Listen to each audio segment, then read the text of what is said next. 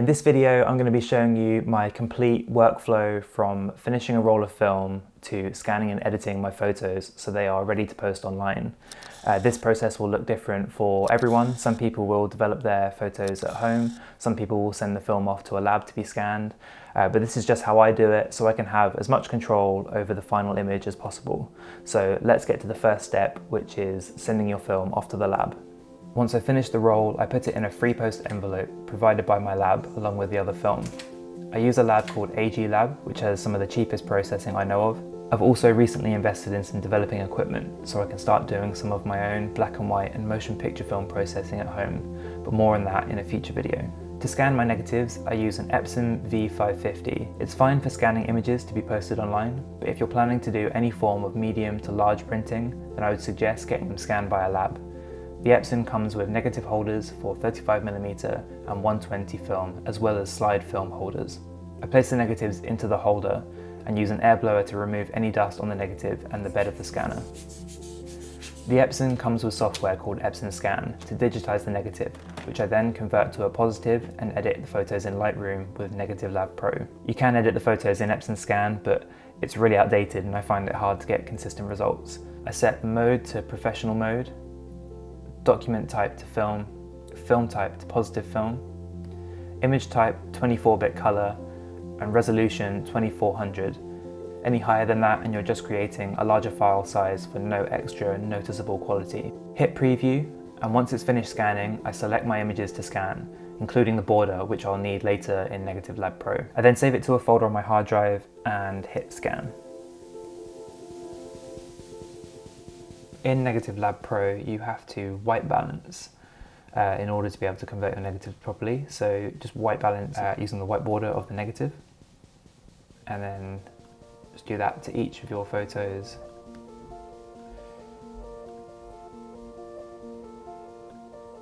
And then you also have to crop out that black border.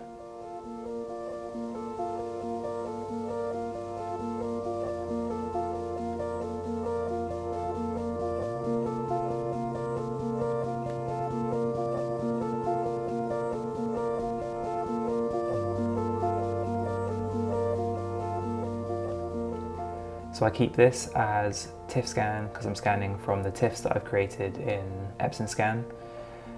Frontier, I mean, you could choose any of these, but this is just the one that gets me the kind of the colors that I'm used to.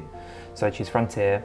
For pre-saturation, the default is 3, but I usually find that I'm taking saturation out after the fact, so I keep it at 2, which is low, and then I add it in after if I need to. And then once you've done that, you hit convert.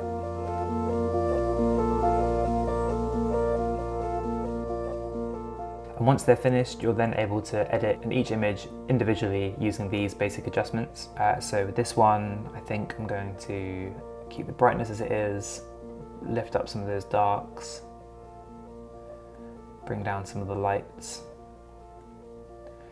And then film, I have mine automatically set to warming.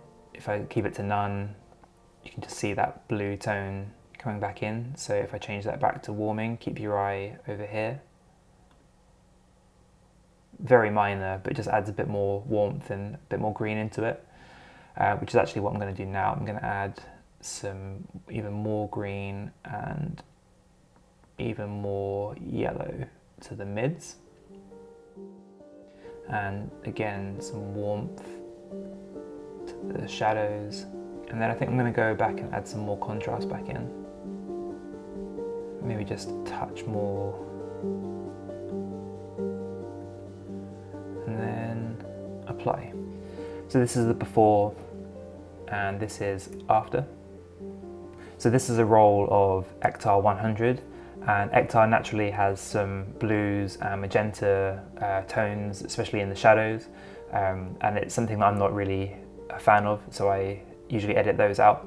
So that's why you can see I've added a lot more green and a lot more warmth back into it, which gives it a much more accurate representation of what it was actually like at that time. And I just love that glow right there. The sun's up here reflecting off the water. You kind of get that natural halation there. And you see the highlight around her hair. It's really nice. Okay, next image. So again, bring up Negative Lab Pro. Contrast is already set. I think I'm just going to do the same. The film's already set to warming. So add to the mids some more green again, and some yellow, even more green I think. Actually, no, I'll add that in the shadows. Maybe contrast up again, darks up a little bit. I think highs, I'm just going to add some more warmth back in here. And then in the mids, even more green. And even more warmth. It might seem a bit extreme, but that's just how I like it. I prefer things to have a warmer tone to it. So that's the after, the before, after, before. So much prefer that, the warmer look, taking out those blues and purples. This one seems a lot more extreme. So this is the before. So bring up Negative Lab Pro, film automatically set to warming. Contrast I'm going to leave it as it is. I think it's probably, there's enough contrast in the image already, but I bring up the darks to get some of that detail back in here. And I think mids, I'm just going to go extreme with this one. Extreme green and extreme yellow, maybe less green. And shadows, more warmth. Bring up those darks again, try and get some more detail back. I might even bring up the brightness a little bit and then bring the highlights down. A few more adjustments and apply.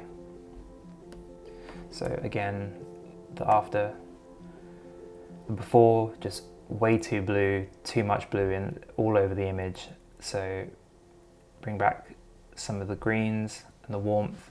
But once those basic adjustments are done, you can edit more in Lightroom, but the problem with Negative Lab Pro, or the problem with editing images like this in Lightroom, is that Lightroom thinks that you're still editing the negatives, so everything is opposite. So when I bring the slider down, which should make things darker, it makes things brighter, and when you turn it up to get brighter, it actually gets darker. So things are a bit confused. So I think what would actually be better is, once you've made these adjustments, export the photos, and then you can make further edits in Photoshop if necessary. And once they're exported, I then airdrop them to my phone. So that is it, my complete workflow for scanning and editing photos. It's still quite a time-consuming process, and I think in the future I might look into scanning my negatives with a camera and taking a picture and converting them that way to help try and speed things up. But hopefully this helped you understand one of the ways you can go about scanning and editing your negatives. There are other ways of doing it. Like I said before, this is just one way that works for me. There might be other ways out there that are better suited for you. But that is it for this video. If you have any questions about this process, then leave a comment below and I'll do my best to answer it. But yeah, that's it. Take care, lots of love, and I'll see you soon.